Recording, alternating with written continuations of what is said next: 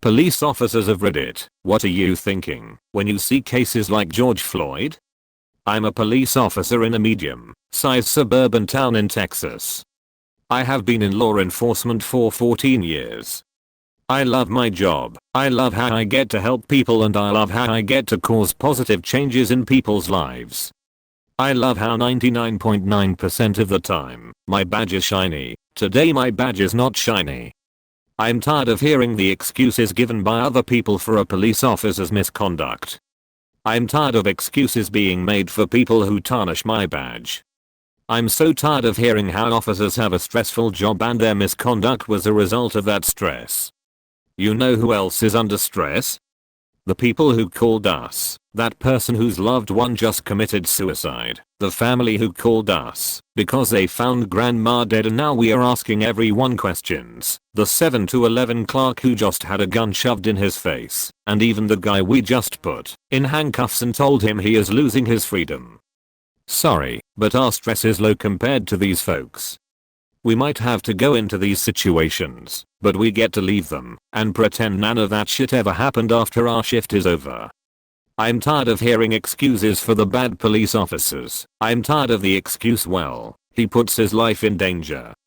Sure, I know we put our lives in danger. I've had guns, knives and even swords pulled on me. I've responded to bomb threats, suicidal subjects, assaults in progress, robberies in progress, etc. You know who else puts their lives in danger? Firefighters, deep sea fishermen, loggers, people who step foot outside their homes in Chicago.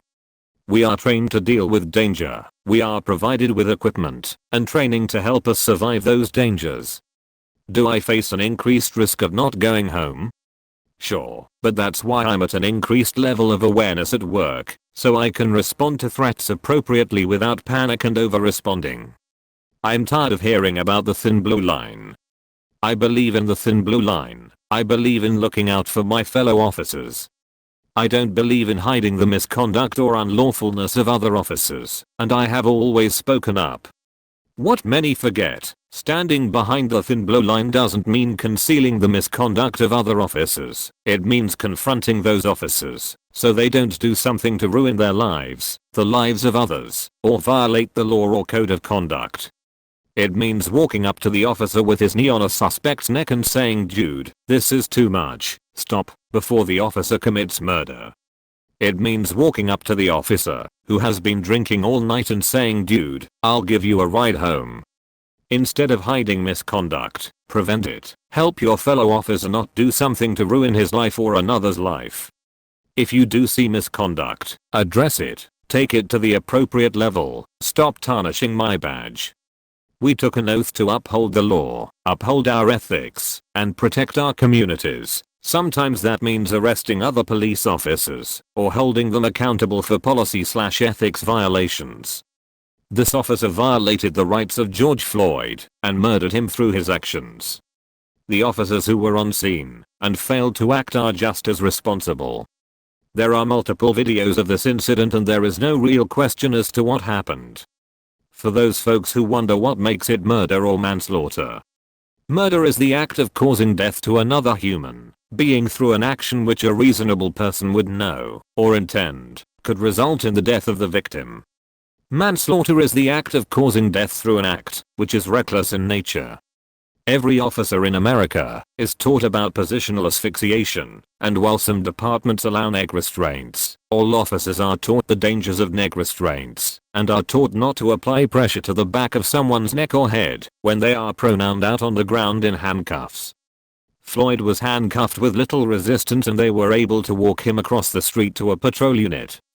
Floyd can be seen in a surveillance video falling to the ground next to the unit on the sidewalk side of the unit. Cell phone footage then shows the officer on top of Floyd's neck on the opposite side of the unit, the street side. There is a random man in the background telling Floyd just to get in the car and he can't win. Floyd can be heard saying he knows and he's done. This implies that Floyd may have resisted or attempted to escape, but was still restrained in the handcuffs. Floyd can be heard multiple times saying he can't breathe. The cell phone video shows the officer kneeling on top of Floyd's neck for at least 8 minutes, with around 4 of those minutes with Floyd being unconscious.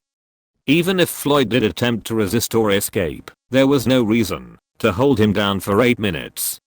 What was the point of restraining him for so long?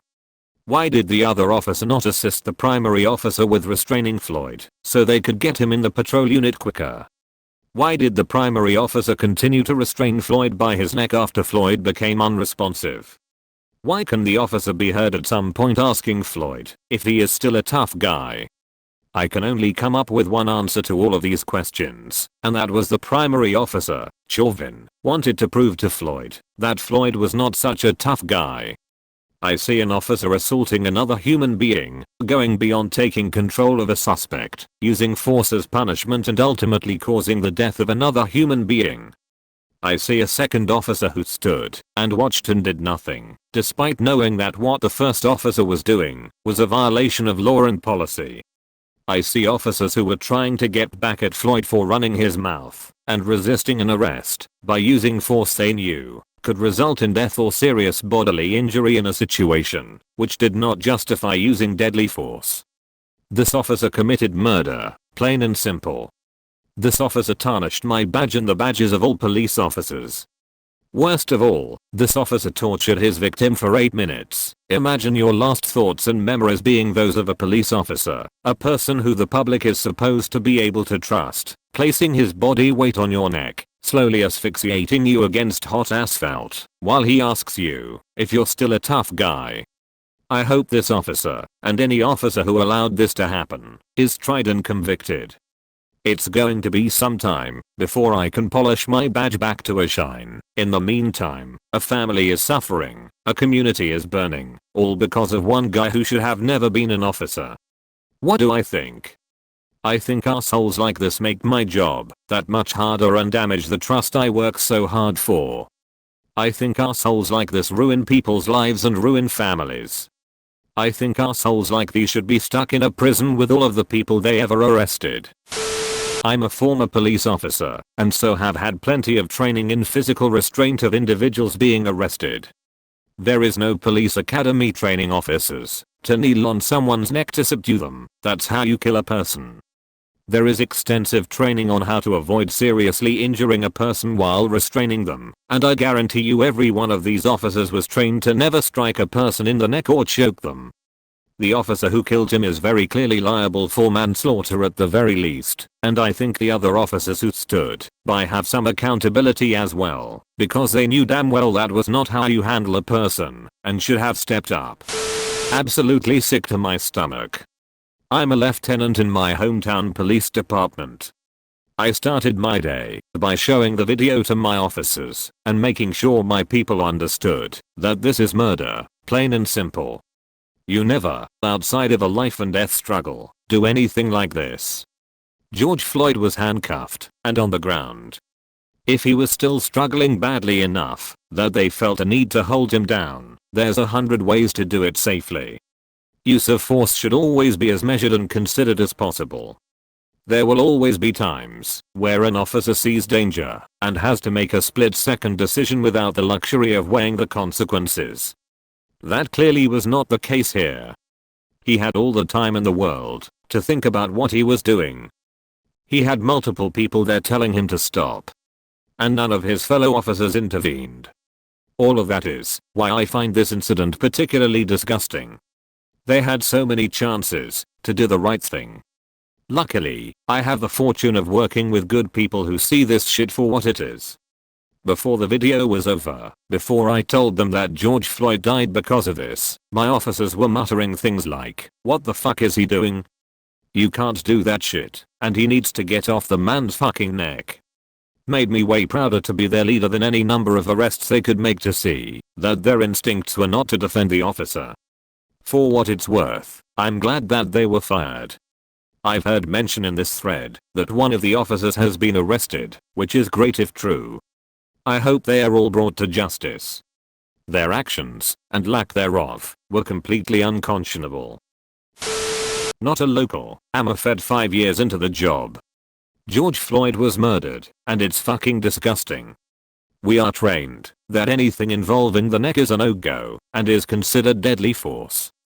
We were also trained that if you make an arrest in a prone position, you search and then immediately move them onto their side or a seated position, because the risk of asphyxiation is so great.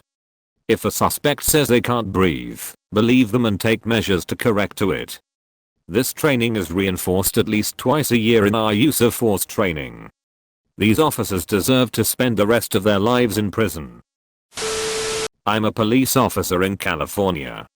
I'm absolutely disgusted by the officers' actions. When someone is in our custody, you must treat them properly. I don't care if they are arrested for murder or forgery. They are a human with a story and they deserve to be treated with dignity and respect. I had tears streaming down my face watching the video of George Floyd. We swore to protect our communities and that's what we set out to do every day.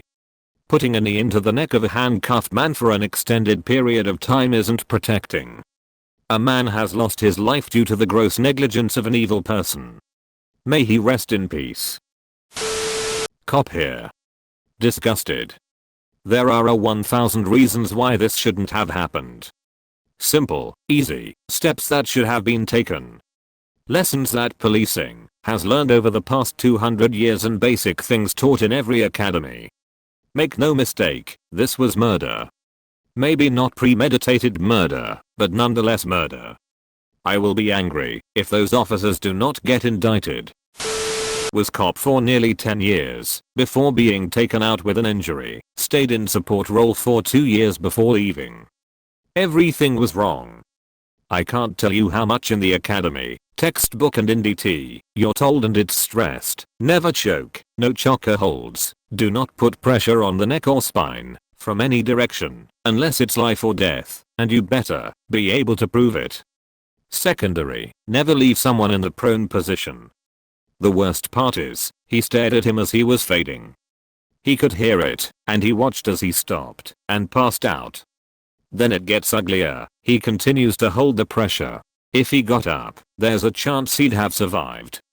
Straight up homicide.